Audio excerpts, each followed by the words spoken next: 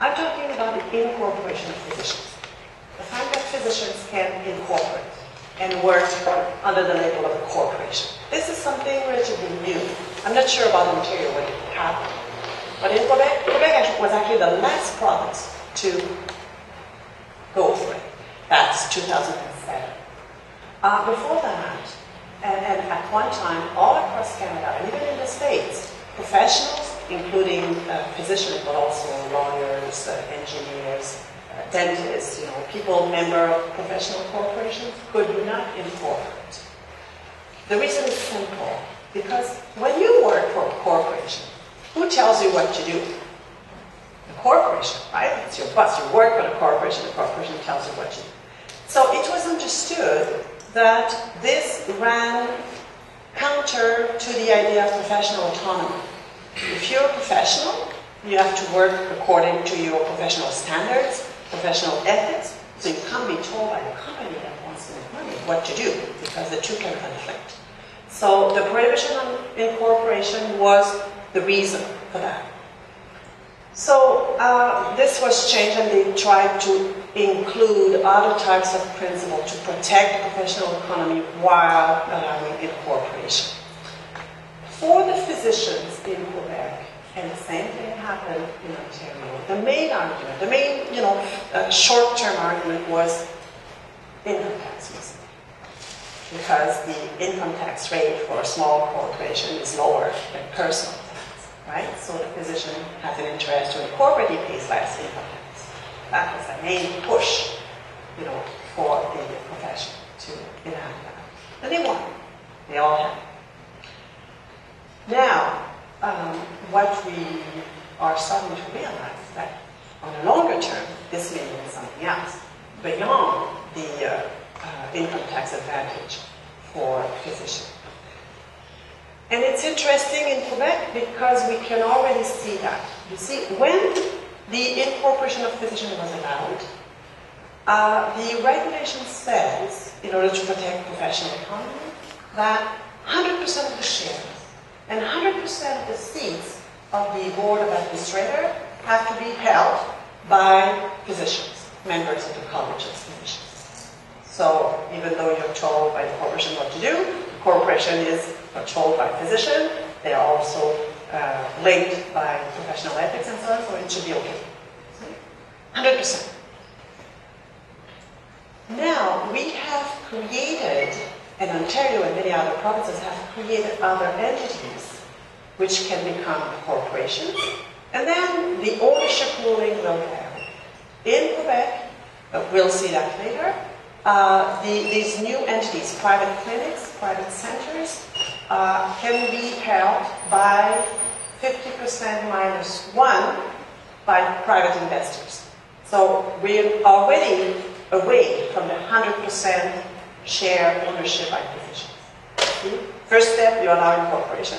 Second step, you separate with the ownership. They don't come at the same time, because you're not supposed to see what's coming. Right? That's why I say that this incorporation may translate into major opportunities for investors. So the second structural change that I want to talk to you about is exactly this creation of for-profit health delivery of health services through the creation of what is called in Quebec the specialized medical centers. Those were created following the Chaoulli decision. In the same statute, we allow private insurance and we create those specialized medical centers.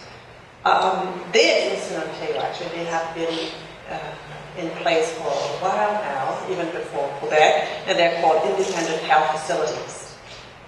And once you have that possibility, then have a look what will happen in the way of ownership and what contract you may get and so on. You see, you have a vehicle that can translate into something else.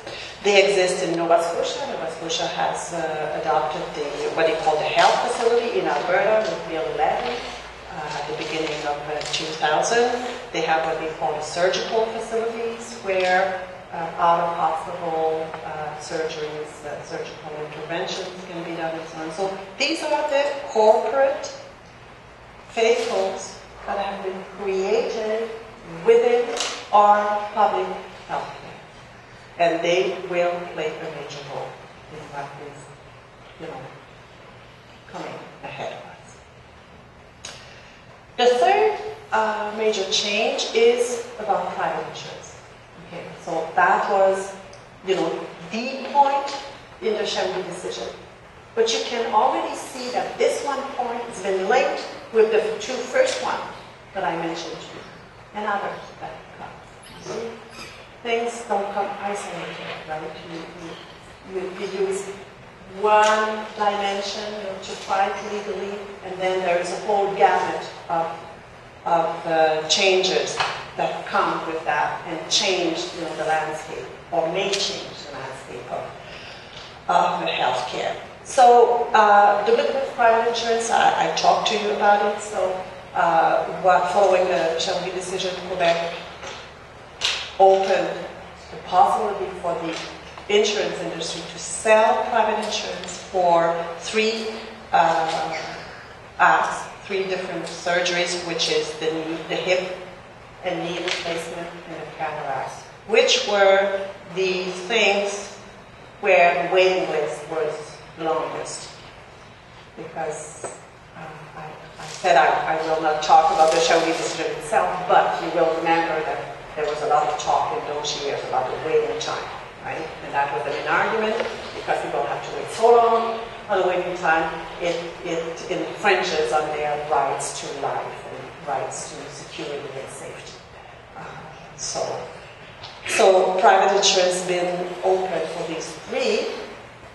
In the legislation that was enacted, it was limited to those three.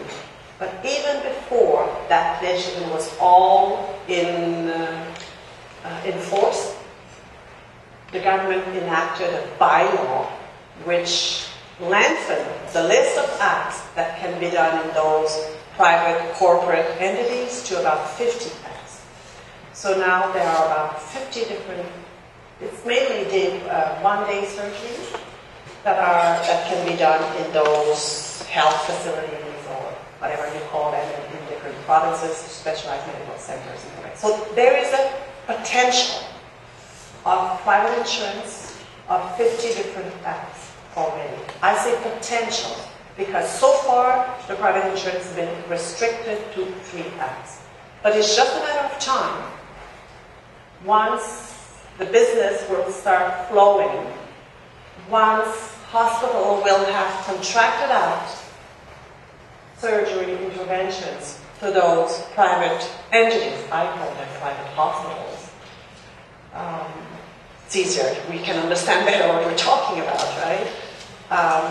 Once the business is going and they're there because they were not there before, so they have to set up business and build the infrastructures and all that. Once they're there, you watch out and they'll enlarge the possibility for private insurance. So far, the insurance industry has not started selling private insurance in Quebec, as far as I know, because in order to sell private insurance, you've got to have those private hospitals going on, right?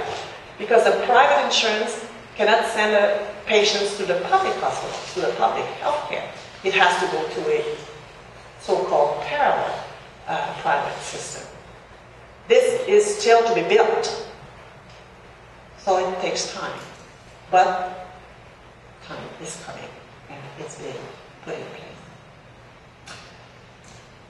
The other major tool for privatization is the subcontracting of medical services outside the hospital, outside the public system, and through the mechanism of public tendering of contracts.